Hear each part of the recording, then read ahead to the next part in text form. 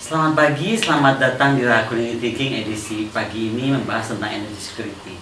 Dan kami itu mendapat kehormatan besar dari VVIP guest kami, Profesor Qurtubi, yang saya sering sebut creme de la creme of energy security-nya Indonesia. Tokoh sangat. Prof. Qurtubi, sekali lagi terima kasih banyak atas kehadirannya, perkenannya untuk hadir dan membagi ilmunya. Jadi intinya, Prof, kami ini wondering lah, kalau Indonesia itu dengan eksplorasi dengan kemampuan hari ini, kira-kira menurut Prof akan hanya survive 9 tahun, apa kabarnya nih ke depan gitu loh. Jadi tolong digambarkan nanti bagaimana tentang energi terbarukan juga termasuk, dan juga bagaimana energi dari sumber daya sumber bumi gitu. Jadi concernnya begini, kami ini prinsipnya berbicara tentang kekuatan negara. Kekuatan negara itu membentukkan beberapa elemen, dan elemen itu semua mau dikaitkan ujung-ujungnya ke energy security. Mau militernya hebat seperti apa, ekonominya hebat seperti apa, will-nya atau kebijakannya seperti apa, tanpa adanya energi, ya selesai gitu. Wassalam bahasanya. Nah, jadi mohon dengan segala hormat Prof terangkan, dan pemirsa semua untuk lebih jelas dan detailnya Prof Qurtubi menjelaskan, maka beliau ini akan memaparkan dalam bentuk kelas dan kita saksikan bersama. Oke, selamat pagi. Terima kasih kepada Sohibul Bed, tuan rumah, Ibu Khalid yang saya hormati, atas kesempatan untuk saya berbicara, menjelaskan tentang masalah sumber daya energi. Nah, sebagaimana kita ketahui, sumber daya energi itu sebagian besar adanya di perut bumi. Ada yang di luar perut bumi, ada seperti tenaga matahari, tenaga angin. Nah, sebagian besar ada di perut bumi. Apa itu? Migas, batu bara, ya. Ada sumber energi tenaga nuklir, namanya uranium, thorium. Itu adanya di perut bumi.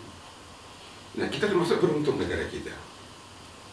Secara jelas disebutkan bahwa dalam pasal 33 Undang-Undang Dasar 45 ayat 3, bumi, air, dan kekayaan yang terkandung di dalamnya dikuasai oleh negara untuk dipergunakan sebesar-besarnya kemakmuran rakyat.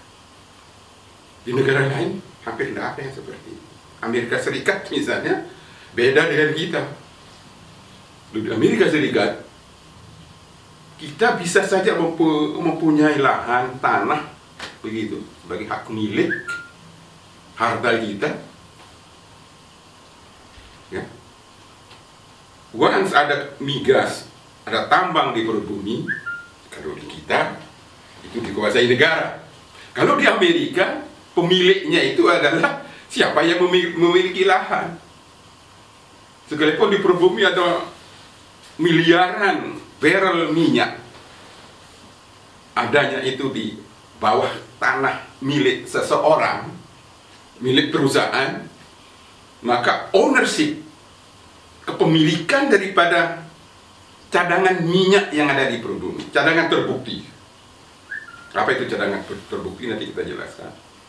Itu menjadi milik si pemilik tanah. Sehingga pasal 33 di Marwah, isi pasal 33 yang ada di kita ini tentang kekayaan alam yang ada di perut bumi dikuasai negara. Di Amerika tidak ada, dan negara-negara lain juga tidak ada. Ya, padahal mungkin 90% lebih textbook di bidang perminyakan itu asalnya dari Amerika, dari Eropa, di mana kepemilikan sumber daya migas, minyak dan gas yang ada di perut bumi itu dimiliki oleh si pemilik lahan. Kembali ke negara kita, kita beruntung punya pasal 33 ayat 3. Dikuasai negara. Kalimat aslinya dikuasai negara. Ya. Dalam prakteknya, dikuasai negara ini diinterpretasikan bermacam-macam. Salah satunya, dikuasai negara itu diinterpretasikan sebagai diatur oleh negara. Tidak perlu dimiliki. Cukup diatur, yang penting negara memperoleh pajak dari penambangan apapun sumber daya alam di perut bumi itu. Tidak perlu dimiliki. Ownership tidak usah dibicarakan. Itu pendapat satu. Saya beda. Saya berpendapat kata dikuasai negara memang tidak ada disebutkan di situ dimiliki. Tapi kata dikuasai oleh negara menurut pendapat saya termasuk maknanya adalah dimiliki. Dimiliki negara. Ya, dikuasai, dalam kata dikuasai termasuk pengertian itu dimiliki oleh negara. Sebab apa? Konstitusi kita pasal 3 ayat 3 memberikan dasar bagaimana sumber daya energi yang ada di perut bumi ini kita kelola. Poin pertama menurut pendapat saya, dikuasai negara itu termasuk pengertian dimiliki negara-negara. Mengapa negara harus memiliki? Karena kekayaan di perut bumi, kekayaan sumber daya energi yang ada di perut bumi, kalau sudah proven, terbukti secara geologis, itu artinya lokasi sudah pasti. Volumenya sudah pasti diperkirakan berdasarkan pengeboran eksplorasi dan pengembangannya. Ya, kalau minyak sudah pasti jenis kualitas minyaknya. Sebab begitu ditemukan, sampelnya diambil, diteliti di laboratorium. Ya, berapa kandungan sulfurnya, derajat API namanya, kekentalannya, apakah masuk crude oil yang berat, heavy crude oil, atau light crude oil. Sudah ketahuan ini barang. Ini belum diproduksi kan sudah masih diproduksi. Nah, ini harta real ini, ya harus ada pemiliknya dong. Harus ada pemiliknya harta yang real ini. Soal di perut bumi nggak masalah. Ibarat untuk industri manufaktur, pabrik mobil misalnya, mobil dibikin di pabrik mobil, begitu selesai dia ditaruh di gudang. Mobil yang sudah selesai dibikin ini di gudang ini dia sudah aset. Once ada pasar yang membutuhkan, tinggal dibawa ke pasar. Mobil yang sudah dirakit atau dibikin di pabrik itu mungkin sebulan yang lalu, mungkin 2 bulan lalu sudah selesai dia, dibawa ke pasar kalau sudah ada pasar. Ini real. Per 31 Desember harus ada dimuat di dalam balance sheet neraca dari perusahaan manufaktur ini, bahwa produknya di tanggal 31 Desember yang masih ada di gudang sekian juta unit, nilai rupiah, nilai dolar ini sekian. Itu muncul di dalam balance sheet neraca perusahaan itu. Nah, proven reserve daripada migas, batu bara, uranium, thorium, berapa volumenya, di mana dia berada, ini sudah nyata, sudah proven, ya. Harus ada pemiliknya. Lebih-lebih minyak misalnya, meskipun masih di perut bumi, dia sifatnya bankable, ya. Laporan geologis yang menyatakan dia menemukan cadangan minyak di suatu lokasi volume sekian, baru laporan geologis dibawa ke bank, atau lebih maju lagi, ini disertifikasi dulu penemuan itu, ada sertifikatnya. Ibarat kita punya sawah, punya tanah, ada sertifikatnya. Lokasi di mana, berapa luas, sertifikat tanah ini dibawa ke bank, keluar duit kalau kita mau pinjam uang. Ya, di dunia pertambangan begitu. Berapa cadangan batu bara yang ditemukan oleh suatu perusahaan. Kalau batu bara lebih gampang lagi, menemukannya kasat mata. Kadang-kadang batu bara tidak usah dibor, kelihatan di gunung itu hitam, ya, yang di permukaan kelihatan. Kalau minyak, Anda harus bor, harus drilling, biaya besar. Kalau batu bara, lihat di gunung-gunung tertentu sudah kelihatan kasat mata, ya. Itu harus ada pemiliknya, yang selama ini tidak diatur oleh undang-undang minerba maupun undang-undang yang lain. Ya, ini yang saya himbau. kepada DPR dan pemerintah. Waktu saya di Komisi 7 DPR RI pasti itu dalam menyusun RUU migas yang baru itu saya mengusulkan harus ada pasal 1 khusus yang menyatakan proven reserve daripada minyak dan gas ini adalah milik negara. Nah, bagaimana dengan perusahaan yang menemukan ini, mengeluarkan duit jutaan dolar, eksplorasi, pengeboran di darat ataupun di laut, di offshore, keluar duit banyak, sudah menemukan, dia yang menemukan, kok negara yang mengklaim sebagai pemiliknya? Itulah bedanya Indonesia dan negara lain. Ya. Nah, boleh saja cadangan itu ditemukan oleh investor, boleh, tapi kepemilikannya ada di tangan negara. Nah, begini apa teorinya. Jadi untuk Indonesia, karena ini dikuasai negara, mestinya, seharusnya negara sebagai pemilik kekayaan di perut bumi ini harus membentuk perusahaan negara. Sebab apa? Sebab presiden, kabinet, menteri apapun, Pemda, gubernur, bupati tidak bisa berbisnis, tidak bisa menambang, ya, atau ketua DPR, ketua Mahkamah Agung tidak bisa, ya. Dengan dana negara lalu ketua Mahkamah Agung mau melakukan penambangan, dengan dana negara lalu presiden mau melakukan penambangan. Bukan itu tugas pemerintah, yudikatif sama legislatif. Caranya adalah negara sebagai pemilik membentuk, niat sengaja melahirkan membentuk perusahaan negara di bidang tambang. Kalau itu migas, bentuklah perusahaan negara di bidang migas. Kalau itu batu bara, bentuklah perusahaan negara di bidang batu bara untuk mengelola kekayaannya di bidang batu bara. Perusahaan negara di bidang migas untuk mengelola kekayaan negara, milik negara ini oleh perusahaan negara di bidang migas. Pembentukan perusahaan-perusahaan negara ini harus dengan undang-undang. Harus dengan undang-undang. Tidak boleh dengan akte notaris atau keputusan menteri. Sebab ini pengelola kekayaan negara yang begitu besar nilainya.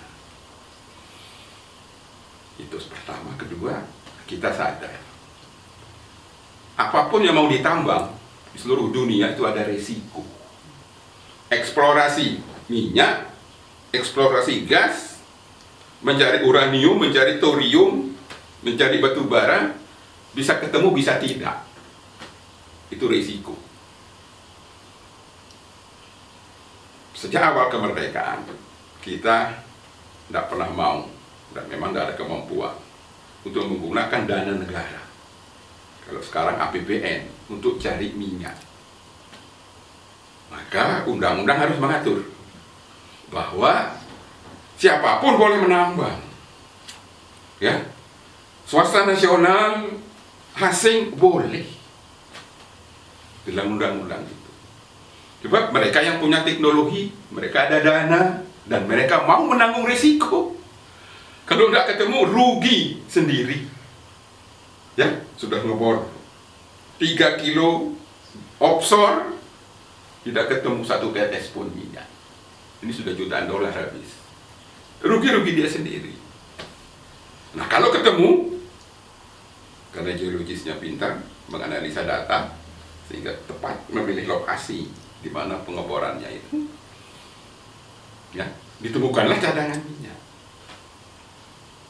Nah, once ditemukan cadangan minyak itu aset negara bertambah sebesar penemuan itu.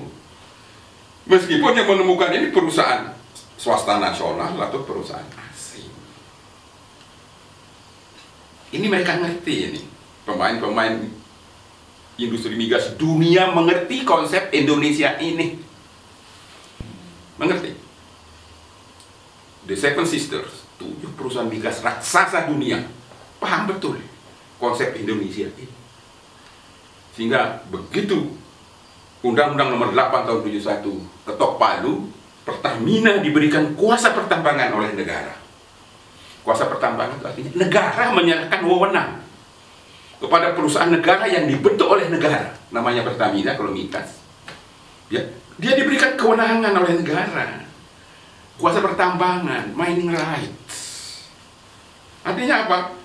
Dia wakil negara satu-satunya yang boleh menambang migas di Indonesia. Ekstrimnya begitu. Satu-satunya di seluruh dunia ini yang berhak menambang migas di Indonesia adalah Pertamina. Tapi kan ada pasal-pasal berikutnya yang saya jelaskan tadi. Karena Pertamina tidak mungkin menggunakan uang negara untuk cari minyak yang penuh risiko. Dibolehkan Pertamina itu untuk mengundang investor siapa saja. Nah ini, Pertamina boleh mengundang investor asing atau swasta nasional untuk cari minyak, monggo. Caranya bagaimana? Gampang. Anda ketemu dengan direksi Pertamina, bikin kontrak. Nggak pakai prosedur A, B, C, enggak. Tentunya kalau perusahaan asing datang ke Indonesia bentuk unit bisnisnya yang ada dasar hukumnya. Kalau mereka bisa ke notaris atau merupakan cabang dari induk mereka di Amerika atau di Eropa.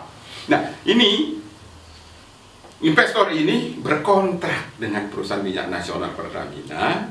Pertamina dibentuk oleh undang-undang, diberikan kuasa pertambangan oleh negara.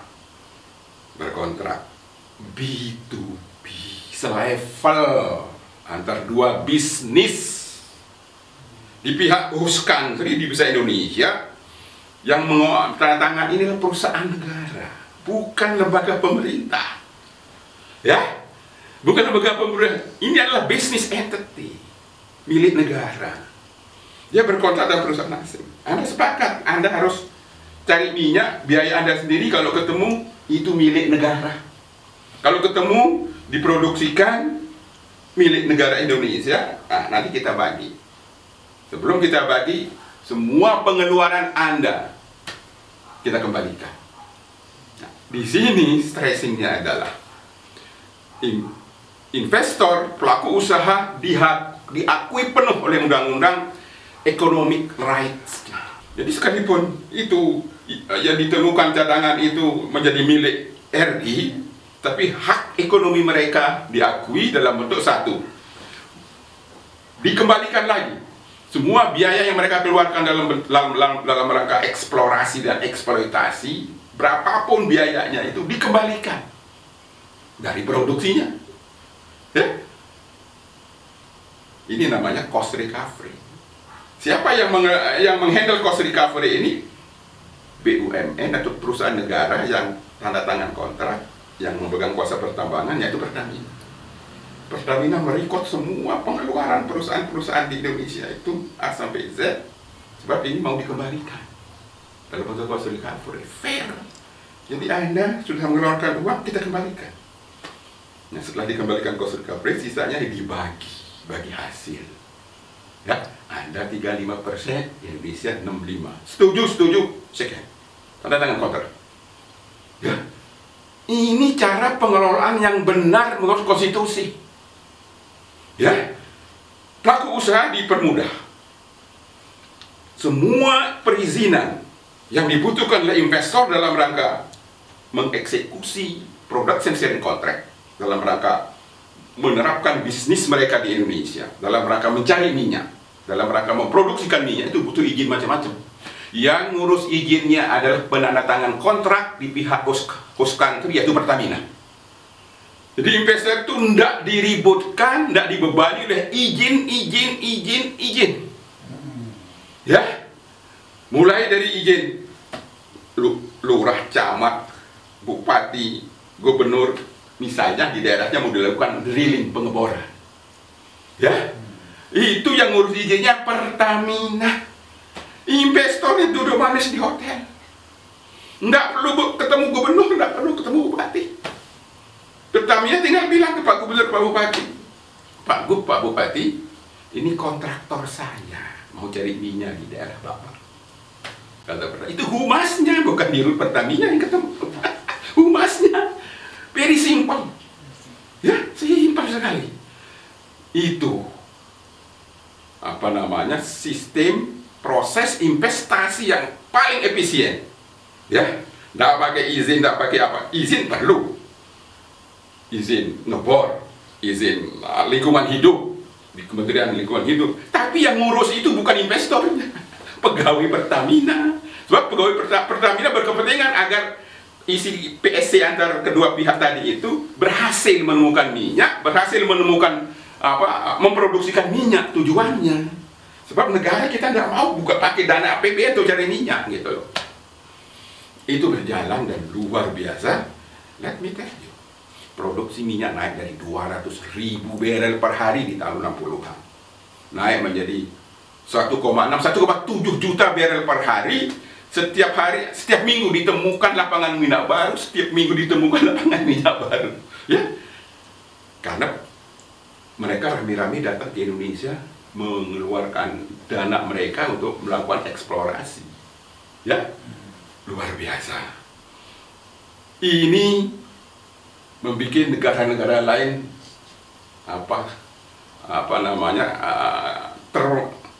terkaget-kaget, termangu-mangu. Kok bisanya Indonesia produksi minyaknya naik dari 200.000 menjadi 1,7 juta barel per hari dalam beberapa tahun saja.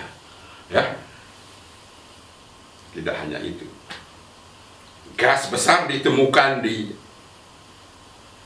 Lok Sumawe, di Arun, di Aceh oleh mobil oil. Tahun 70-an itu gas ini di Indonesia belum banyak dipakai. Ya, belum ada yang pakai gas. Padahal ini adalah produk yang dibutuhkan oleh Jepang, oleh Korea dan negara-negara lain.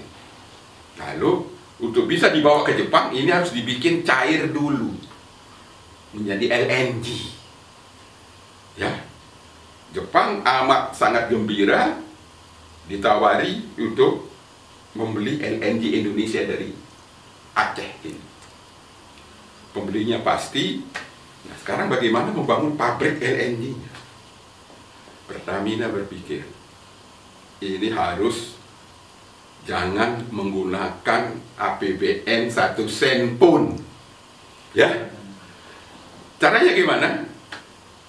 Pertamina tinggal bilang ke bank-bank internasional itu, yang punya wewenang, yang berkuasa atas gas yang ditemukan oleh mobil oil di Aceh itu saya, Pertamina. Ngomong begitu ke bank-bank internasional itu. Nah, sekarang saya butuh uang untuk membangun pabrik LNG di Arun. Anda biayai itu, saya akan kembalikan uangnya. Tanpa ada uang 1 sen dari APBN, bahkan tanpa ada government garanti, pabrik LNG Arun dibangun. Kontraktor yang menemukan gas itu namanya mobil oil, senang luar biasa. Ya, senang luar biasa.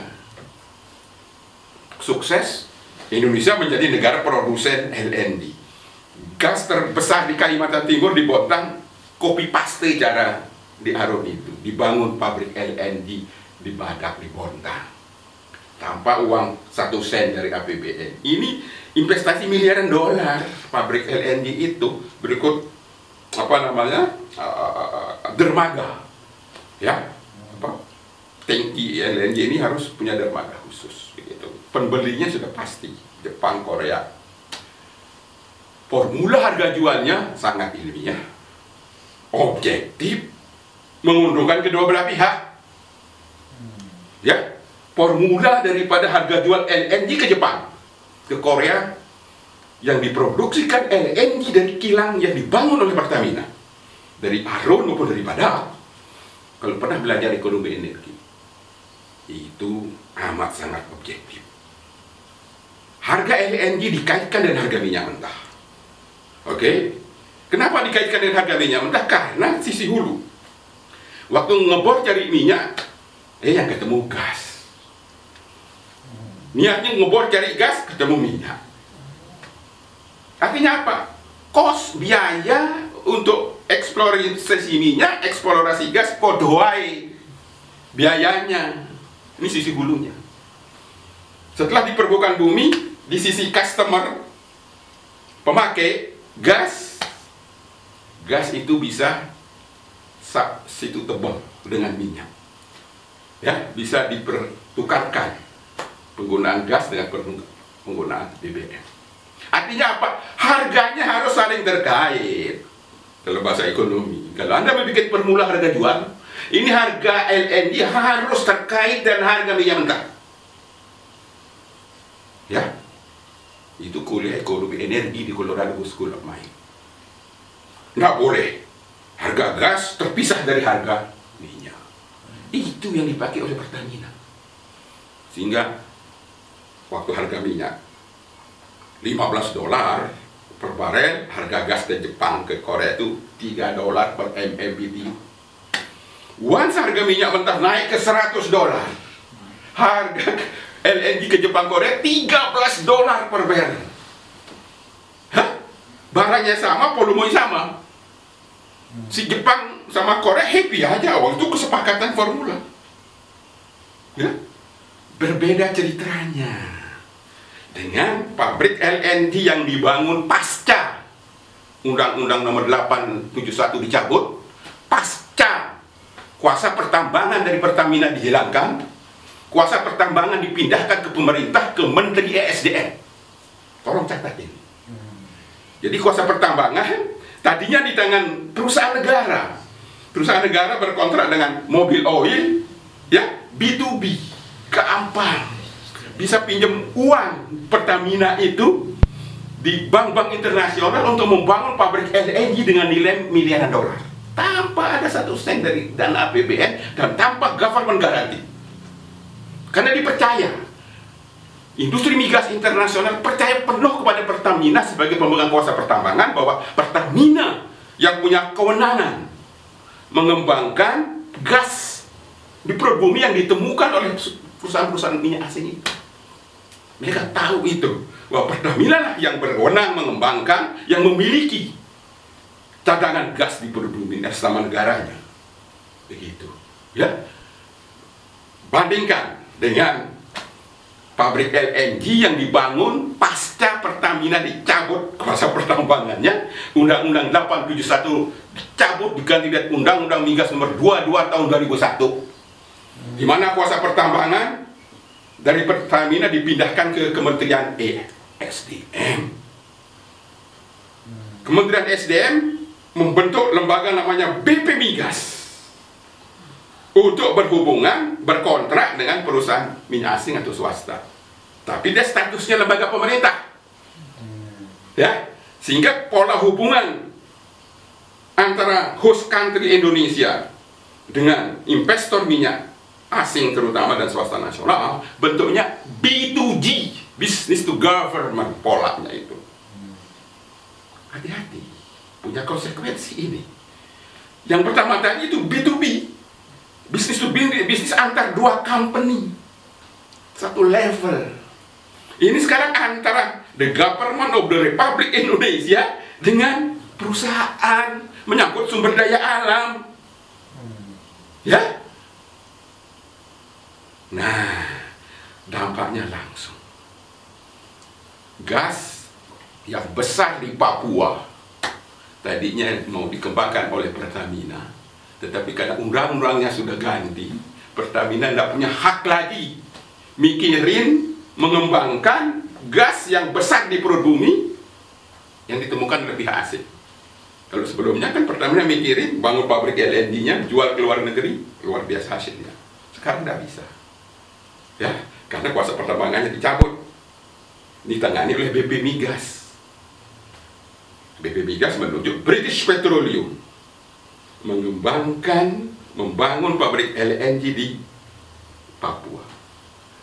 Nah, di sini sekarang gas itu tidak lagi di bawah kewenangan National Oil Company-nya, di bawah kewenangan pemerintah. Pemerintah tidak bisa berbisnis.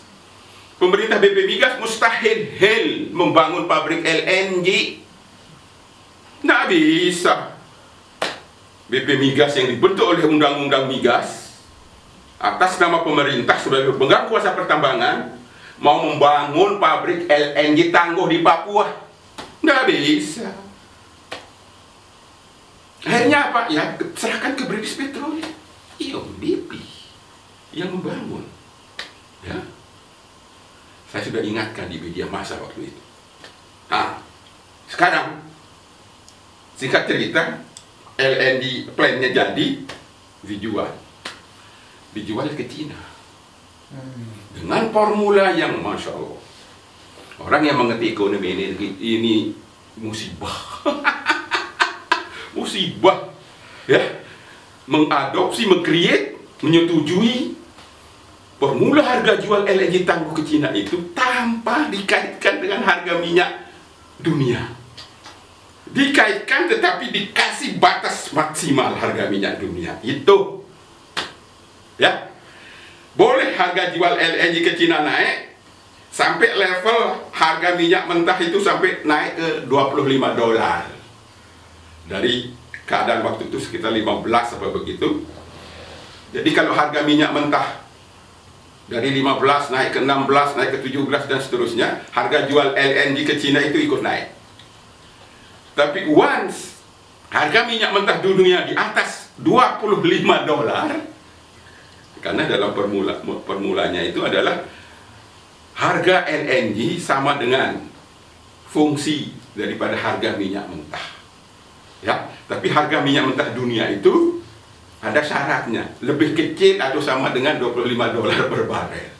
Kalau di atas $25 per barel, harga jual LNG tidak boleh naik. Nah, pada saat yang sama, ya, Pertamina menjual LNG Arung dan LNG Badaknya ke Jepang, Korea, dan Taiwan. Pada waktu harga minyak $100 dijual, harganya $13 per MMBTU. Itu LNG dari Arun sama LNG dari Badak yang dibangun oleh Pertamina. Sementara LNG yang dibangun oleh BP di Tangguh, Papua dijual ke Cina harganya sekitar $3 per barel. Pada saat yang sama atau bulan yang sama dengan Pertamina menjual LNG ke Jepang sama Korea karena menggunakan formula yang benar, yang ya ke Cina ini formulanya adalah merugikan pihak Indonesia. Ini rakyat harus tahu, ya. Jadi undang-undang migas yang mengatur pengelolaan sumber daya energi migas di Indonesia dengan model di mana pemerintah yang memegang kuasa pertambangan, ya, di mana pemerintah yang berkontrak, yang berhubungan dengan pihak investor, itu sangat merugikan bangsa dan negara. Itu fakta empirisnya seperti itu dan teorinya seperti itu. Ya, harga LNG kapanpun, situasi apapun dia harus tetap mengikuti harga crude oil. Nah, tidak bisa pada level tertentu harga crude oil bebas naik, tetapi harga LNG dikunci mati. Nah, kira-kira seperti itu. Nah, ini baru dua sistem, ya, dua model dari pengelolaan sumber daya energi di bidang migas. Satu, sistem di mana kuasa pertambangan, kewenangan untuk menambang migas itu melulu diberikan kepada perusahaan migas negara yang dibentuk dengan undang-undang. Nah, sekarang model kedua, di mana pengelolaan migas itu ditangani kuasa pertambangannya oleh pemerintah, ya, sehingga hubungan dengan pihak investor itu menjadi B2G. Kita dirugikan banyak sekali. Tadi dalam kasus LNG, sekarang kasusnya begini, biar rakyat tahu. Dengan model B2G, di mana di pihak Indonesia itu diwakili oleh BP Migas, kemudian dirubah menjadi SKK Migas, ya. Ini sebagai penandatangan kontrak, lembaga pemerintah ini memperoleh bagian negara yang berupa minyak, berupa kondensat, berupa gas dari para kontraktor migas di Indonesia, ya, untuk menjadi pendapatan negara. Tetapi karena BP Migas maupun SKK Migas bukan perusahaan minyak, maka minyak bagian negara kalau dia mau ekspor ke luar negeri, orang iso nggak bisa didol dewe. Karena apa? Karena BP Migas, SKK Migas bukan business entity, bukan perusahaan minyak. sumber daya energi yang begitu besar di tanah air, harus bangsa ini cerdas dalam mengelolanya, melaksanakan amanah konstitusi untuk bisa memberikan kemakmuran yang maksimal, yang sebesar-besarnya bagi bangsa dan negara, karena ini karunia Tuhan. Ya, demikian. Terima kasih. Saya kira penjelasan Prof. Qurtubi tadi hebat sekali, sampai kami semua di ruangan ini terdiam dan terpaku gitu, karena begitu detailnya. Baik. Demikian para pemirsa semua yang tercinta, betapa serunya Prof. Qurtubi bicara ini, dan ini akan berlanjut kepada nanti energi yang terbarukan. Which is nanti kita akan bahas tentang tadi membuat lembaga negara, perusahaan negara untuk thorium atau nuklir. Jadi sekali lagi terima kasih Prof. Qurtubi, saya dan kami semua begitu amazed gitu dengan keterangannya. Dan demikian pemirsa, semoga menginspirasi, dan mari kita dukung perjuangan Prof. Qurtubi dan bagaimana agar negara ini mandiri secara energy security. Bye.